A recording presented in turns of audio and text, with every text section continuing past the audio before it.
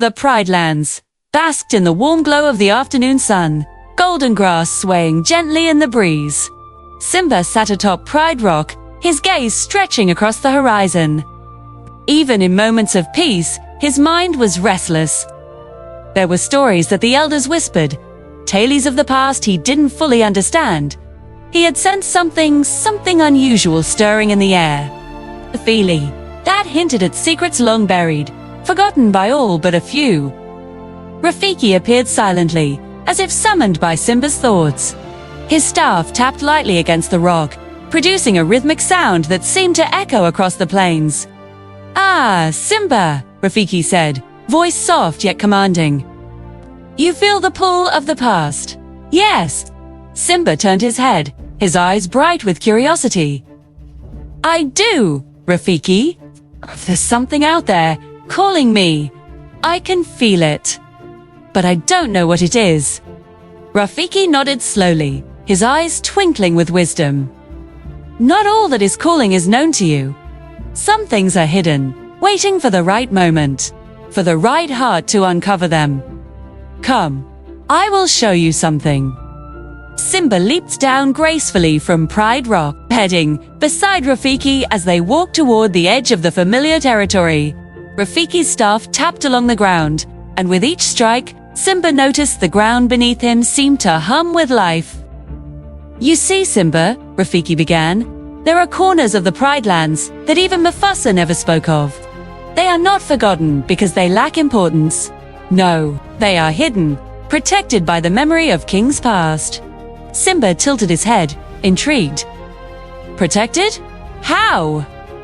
"By stories, by spirits, by the wisdom of those who came before," Rafiki replied, pausing to look at Simba. "And now, it is your turn to learn, to remember, and to protect."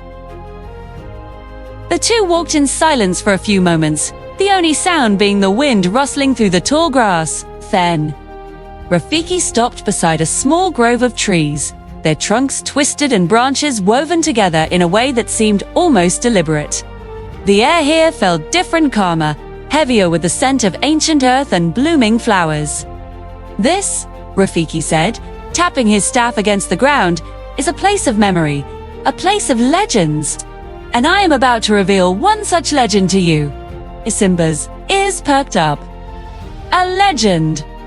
What kind?" Rafiki's eyes narrowed thoughtfully. "Long ago, there was a garden, hidden deep within the Pride Lands. A garden protected not just by lions, but by the wisdom of kings past. It was a place of balance, of healing, and of great secret knowledge.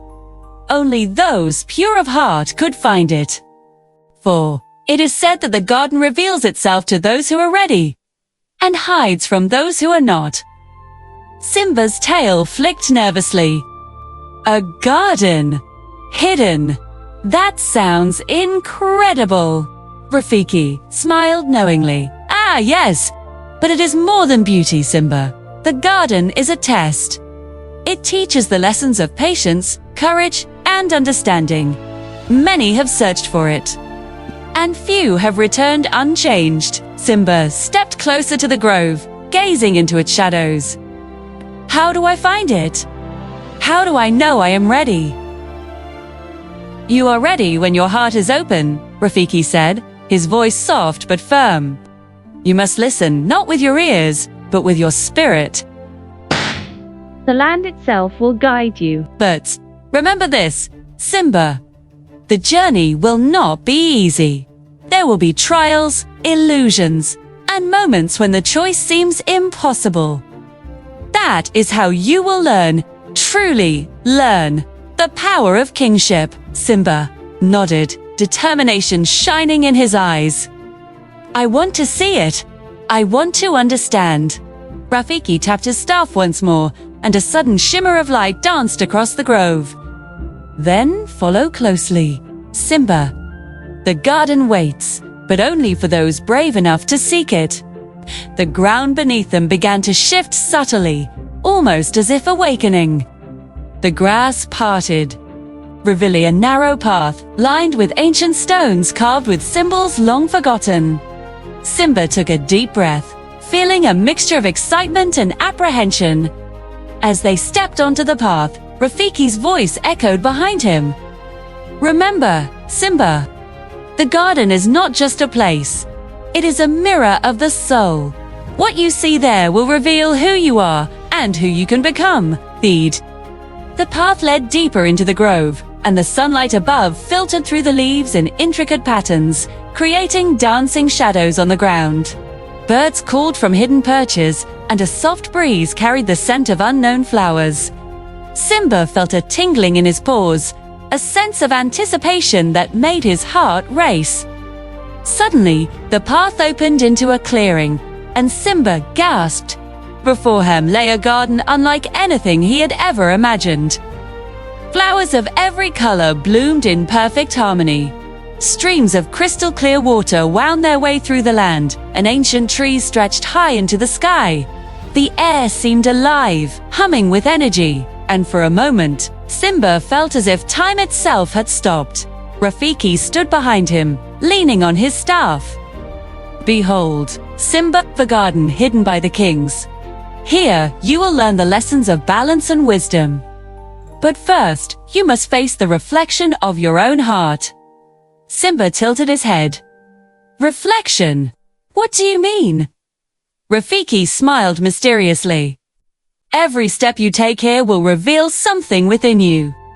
Fear, doubt, courage, love. Even mistakes you have yet to make. Watch, listen, and learn. The garden teaches through experience, not words alone." As Simba took his first cautious steps into the garden, the colors seemed to shift and glow more vividly. He heard whispers in the wind voices of past kings, gentle yet firm, guiding him forward.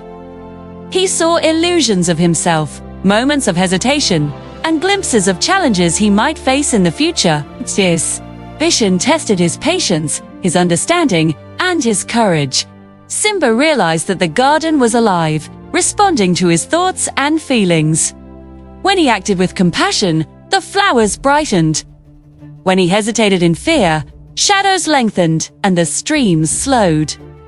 It was a place where the soul and the land were intertwined. Only those who embraced their true selves could navigate it fully. Rafiki followed silently, observing Simba's reactions, but never interfering. "Learn, Simba," he whispered. "The garden will not guide you with hands, it guides you with heart." Hours seemed to pass, though time felt fluid in the enchanted place. Simba faced challenges that tested his courage, solved puzzles that required wisdom, and reflected on moments of pride and humility. He discovered that leadership was not merely strength, but empathy. That courage was not absence of fear, but action despite it. That the Pride Lands were not ruled by claws alone, but by hearts united in trust and respect. Finally, as the sun began to dip toward the horizon, the garden seemed to glow brighter, as if acknowledging Simba's growth. Rafiki stepped beside him once more. "You have done well, Simba. The garden has shown you what the kings of the past wished to teach. Remember these lessons, and you will lead not just with strength, but with wisdom, courage, and love." Simba looked around one last time, the hum of the garden resonating in his chest. "I understand now, Rafiki. This is more than a legend. It's a guide, a reminder of what it truly means to be king." Rafiki nodded, eyes twinkling. "Yes, Simba. And now, dears, your turn to bring that wisdom back to the Pride Lands. Share it, protect it, and live it." As they walked back along the path, Simba felt a new sense of confidence and purpose. The Pride Lands awaited him. But he carried with him a deeper understanding, one that bridged the past, present, and future. The hidden memory of the kings had become a part of him, a light to guide him through the challenges that lay ahead. And somewhere, in the heart of the enchanted grove, the whispers of the past echoed softly, knowing that Simba was ready.